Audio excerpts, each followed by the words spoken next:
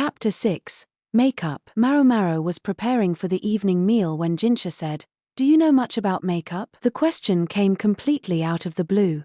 What in the world is he asking about that for? Maomao thought, making no effort to hide her confusion. For the first time in a while, she found herself looking at him as if she were studying a caterpillar, not that she had really meant to. Jinshi had just come back from work. Suiren was helping him change clothes. And this was what he wanted to know. It was true that, growing up in the pleasure district, one learned the basics of doing makeup by osmosis, and sometimes Maomao concocted cosmetics as well as medicine. She couldn't deny she had a fair amount of knowledge about the subject. "Do you wish to give some to someone as a gift?" "You misunderstand. It's for me." That struck Maomao dumb. Her eyes became bottomless black pits, vacant and empty. She no longer even looked like she was gazing at a dead bug or a puddle of mud. "What are you imagining?" Jinshi snapped. Well, what else would she be imagining? Jinshi in makeup. He was the one who'd brought it up. He doesn't need any damn makeup. Maomao thought. He already had the beauty of some denizen of the heavenly realm. A touch of crimson around the eyes, a dab of rouge on the lips, and a flower mark upon his brow would be enough to bring the nation to its knees. History was full of pointless wars, and more than a few of them had been caused by a beautiful woman too close to the seat of power. And this man, he had the potential to transcend gender entirely. "Do you want to destroy this country?" Maomao asked flatly. "What in the world gave you that idea?" Jinshi exclaimed, pulling his outer jacket on and sitting in a chair. Maomao served him kanji from a clay pot. It was made with good, salty abalone, and the bite she took to test it for poison was delicious. She knew that when Jinshi was finished, Suiren would split the leftovers with her, so she wished he would hurry up and eat before it all went cold. "How do you make that stuff you use?" Jinshi asked, indicating her nose. "Oh, my freckles," Maomao thought, and then it came to her. His beauty was already so overwhelming that he needed nothing to enhance it. But perhaps something to blunt it. "I dissolve dry clay in oil, sir. If I want the product to be especially dark, I mix in charcoal or red lip pigment." "And can you do that on short notice?" Maomao produced a clamshell from the folds of her robe. Inside was tight-packed clay. "This is all I have on me right now, but give me a night's time and I can easily make more." Jinshi took the clamshell, scooped up some of the contents with his finger, and rubbed it on the back of his hand. It was a bit too dark, Maomao thought, for his almost porcelain skin. She would have to thin the mixture out. "Will you yourself be using it, sir?" Jinshi chuckled softly. It wasn't a real answer, but Maomao figured she could take it as a yes. "If you know of any medicine that can change a man's face, I would love to hear about it," he said lightly. He was joking, but Maomao replied, "Such things exist, but you would never be able to change back. Lacquer, for instance, would do the job in a hurry." "I suppose so," Jinshi said with a strained smile. He wouldn't want that, and neither would anyone else around here. Maomao could easily picture herself torn to pieces and fed to the beasts if she dared to do such a thing. "There are certain techniques, sir, which might achieve the same effect," she said. "If you please, then." Jinshi smiled as if this was what he had been waiting for, and finally set about eating his kanji.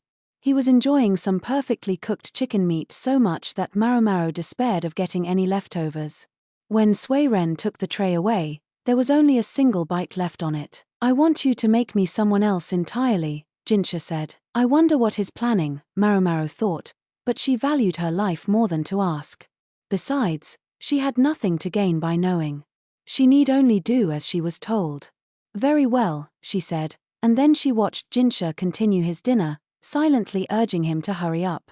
That abalone kanji looked so good. The next day, Maomao set out a cloth with everything she needed, a batch of her makeup, thinned down, and a few other items she thought would help. She arrived earlier than usual to find the lights already lit in Jinshi's personal rooms. The master of the place had finished his bath and was reclining on a couch while Suiren dried his hair. Only a noble could know or expect such luxury. His outfit was plainer than usual, but his every movement betrayed his aristocratic background. "Good morning," Maomao said, looking as if she didn't think it was very good at all. "Morning," Jinshi replied, for his part sounding entirely pleased. He seemed like he might start humming at any moment. Something the matter? It seems early for such stormy looks. Not at all, sir. I was merely contemplating the fact that you'll spend yet another day being perfectly beautiful. What's this? Some new way to snipe at me? Perhaps it sounded like it, but it was only the truth. Jinshi's hair caught the light as it fell. The way it glittered, Maomao thought, it could have been turned into quite a fine textile. Don't feel like doing your job today, he said. I do, sir.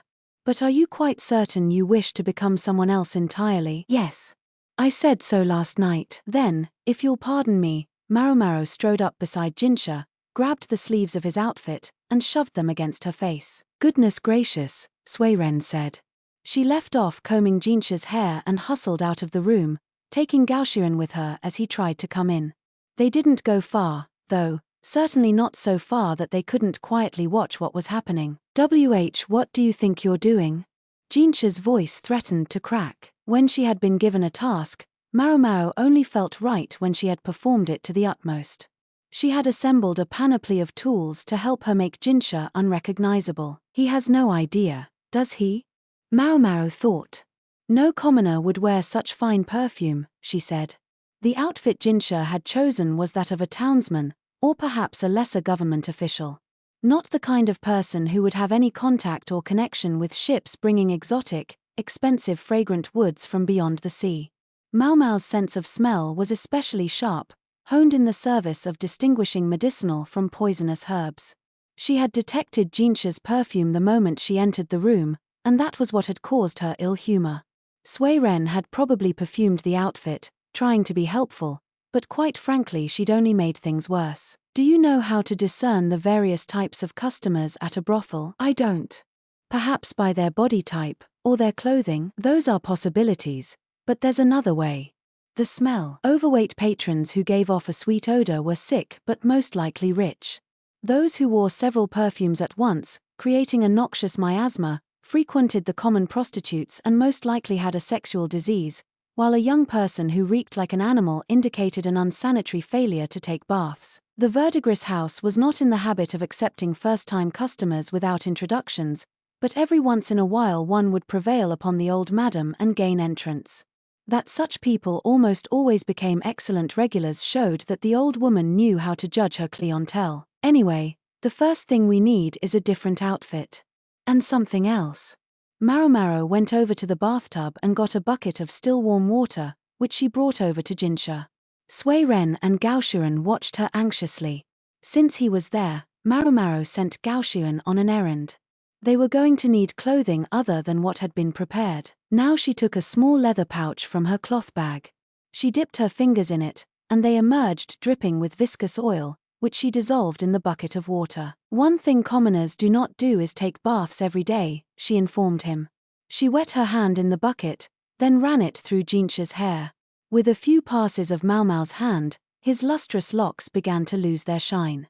She thought she was being careful, but she wasn't as experienced at this as Suiren was, which must have been why Jinshi seemed so antsy. Have to be careful not to pull his hair, Maomao thought, growing a little nervous herself.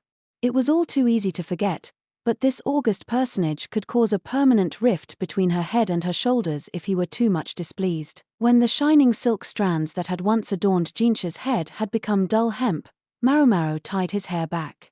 She didn't use a proper hair tie so much as a scrap of cloth. For his new persona, anything would do so long as it served its purpose. By the time Maomao had put the bucket away and washed her hands, Gaoxian was back with exactly what she'd requested. Now that was good help. Are you quite sure about this? Gaoxian asked, looking distinctly uneasy. Beside him, Suiren was making no attempt to hide her repugnance. No doubt it was hard for such a long-serving lady-in-waiting to believe what she was seeing. Gaoxian had procured a largish and very well-used commoner's outfit. It had at least been washed, but the cloth was thinning in places and the original owner's musk still clung to it. Maomao put the outfit to her nose and said, I might have preferred something even a little stinkier. Now Suiren truly looked astonished, her hands on her cheeks. She seemed about to speak up, but Gaoxian silenced her with a motion of his hand. Still, he couldn't conceal the furrow in his own brow. Maomao felt bad for Suiren, but she still had plenty to do that would test the woman's spirits. "Master Jinshi, please undress." Yes. "Certainly," Jinshi said, though he didn't sound very certain. Maomao paid his reluctance no mind, but bustled around the room looking for something that would serve her purpose. She found several handkerchiefs, then produced some binding cloths from her bag. "Might I ask the two of you to help me?" she inquired of the nervous spectators. She pulled them both in, giving Gaoshiren a handkerchief to wrap around Jinshi's skin. He might have been a man of near celestial beauty, and he might have been lacking an important part that most men possessed, but nonetheless, Jinshi's torso was reasonably well muscled. He must have thought he would be cold wearing only his undergarments, for he had left his trousers on. Maomao, who had thought the room quite warm enough, realized maybe she hadn't been very generous with him, and added some coals to the brazier. Gaoshiren wrapped the handkerchiefs around Jinshi, Suiren held them down, and Maomao secured them in place with the cloths. When they were finished, Jinshi had acquired a rather portly silhouette. The slightly oversized clothes fit just right now. Maomao had given Jinshi a not quite average body type, and the last traces of his perfume would soon be overcome by the odor on the clothes. Jinshi's face, the only thing that was obviously and unmistakably still his own, looked very strange floating there above his new body. "All right, let's move on to the next thing, then." Maomao got out the batch of makeup she'd prepared the night before. It was slightly darker than Jinshi's skin tone. She began applying it delicately with her fingers. "Yeesh," she thought, "I am literally close enough to touch him and he's still outrageously beautiful." Not only did he have no facial hair, he seemed to have no body hair of any kind. Once she'd done a thorough application of foundation, a mischievous thought came to her. For after all, when would she ever have such a chance again? When would there ever come another opportunity to indulge her curiosity about exactly how lovely Jinshi would be if he were made up like a girl? Maomao took a shell containing red pigment from among her implements. She dipped her pinky in and brushed some carefully onto Jinshi's lips. Then Maomao was silent. Gaoshiren and Suiren, looking on, were likewise speechless. Each of them looked first uncomfortable, then deeply conflicted, then they all looked at each other and nodded. "What's going on?" Jinshi asked, but no one answered. Their minds were too full of something much bigger. They were clearly all thinking the same thing. It was a blessing that only the three of them were present at this moment. If there had been anyone else around, be they male or female, it would have been a tragedy. There were some things which, no matter how transcendent, the world was not meant to see. It was fearsome to realize that with just a dash of lip color, Jinshi might possess the power to bring low at least a couple of small villages. "It's nothing, sir," Maomao said, taking the handkerchief Suiren offered her and rubbing it along Jinshi's lips hard enough to make sure she got everything off. "Oh, that's uncomfortable. What in the world was that about?" "As I said, sir, it's nothing." "Nothing at all, I assure you," Suiren added. "Not a thing, sir," Gaoshiren said. Jinshi was skeptical about this sudden show of concord between the three of them, but he asked no further questions. Maomao put the momentary distraction out of her mind and got back to work. The next step called for slightly darker coloring. She smeared some of the pigment on his face, creating bags under his eyes. While she was at it, she went ahead and tried a mole on each cheek. His gracefully arching eyebrows she thickened bit by bit, working carefully on one side and then the other. There were ways to alter the contours of the face, but at close proximity it would be obvious that it was makeup, so Maomao decided to forego that step. On a woman, a bit of makeup might go unquestioned, but on a man's face it would arouse suspicion. Instead, she stuffed cotton into Jinshi's cheeks to change his profile. Gaoshiren and Suiren looked on, surprised she would go that far, but she wasn't done yet. She daubed the remaining pigment here and there to complete the effect. For example, a bit of the stuff under his nails made him look positively filthy. "Can't have his hands looking too pretty," she thought. Jinshi's hands, like his torso, were noticeably masculine. Maomao had always taken him for someone who had never lifted anything heavier than a pair of chopsticks or a writing brush, but his palms had detectable calluses on them. He implied he had been trained with the sword, or perhaps a fighting staff, although she'd never seen him practicing. They weren't skills a eunuch would normally need. She couldn't muster the curiosity, though, to wonder about something so trivial as why Jinshi might have been trained in the fighting arts, Instead, she continued to systematically dirty his hands, turning them into those of an ordinary townsperson. "Are you quite finished?" Jinshi asked when Maomao started packing up her cosmetics and tools, wiping some sweat from her brow. The gorgeous eunuch had vanished, replaced by an ungainly urban dweller who looked none too healthy. His face retained its appealing symmetry, but his protruding belly, the spots on his hands, and the dark bags under his eyes bespoke a less than sanitary lifestyle.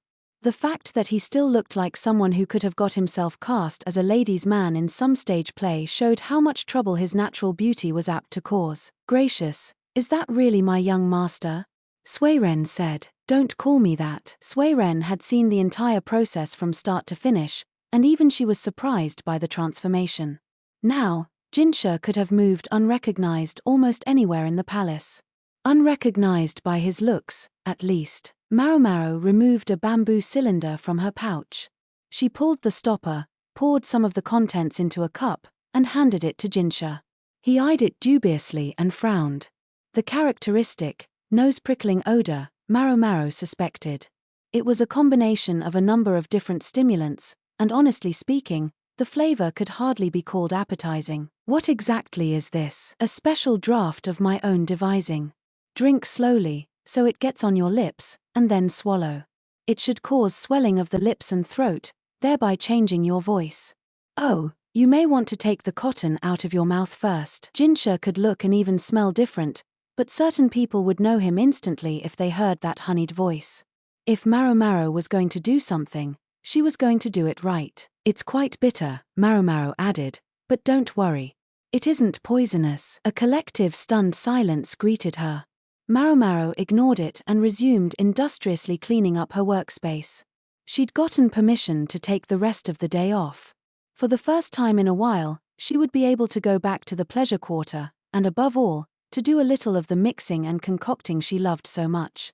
The thought made her unusually cheery, but her parade was swiftly rained on. "Xiaomao, you said you'd be going home today, yes?" "Indeed, sir. I intend to leave presently," she said. Gaoshiren greeted this with a smile, as if to say that that was perfect. It was an unusual expression from the reticent aide. "In that case, you'll be going the same way as Master Jinshi," he said. Blag. Maomao thought immediately. Her saving grace was that she didn't give voice to her disgust, but it was probably written all over her face. Gaoshiren snuck a glance at Jinshi, who looked just as shocked as Maomao. His mouth hung slightly agape. "You went to all the trouble of changing your appearance, sir. It would undermine the effect if you traveled with the same attendant you always do." "Goodness, I hadn't thought of that," Suiren said with an exaggerated nod that suggested the two of them had very much thought of it ahead of time. "Do you see what I mean, master?" Gaoshiren said. He looked uncommonly eager about this. Pleased to be foisting Jinshi off on someone else for once, most likely. "I do. Yes, that would be helpful." Suddenly Jinshi was on board too. "Now, this won't do," Maomao thought. "I'm exceedingly sorry," she said, "but I'm afraid that even in my company, Master Jinshi would have quite the same problem." It was true that with his new, less remarkable appearance, it would be suiting for Jinshi to have a plain attendant such as Maomao, but it was already well known in some quarters that she was his personal maid. It would be best if they didn't travel together, against the slightest chance of them being recognized. But that crafty old lady-in-waiting, Suiren, she greeted and dismissed this idea with a smile. She came over holding a lacquered box, from which she produced a pair of eyebrow tweezers and an ornamental hair stick. "Then I believe a disguise of your own is called for, Xiaomao," she said, and her smiling eyes contained a sharp edge that prevented Maomao from objecting further. That nagging premonition, though, got worse and worse.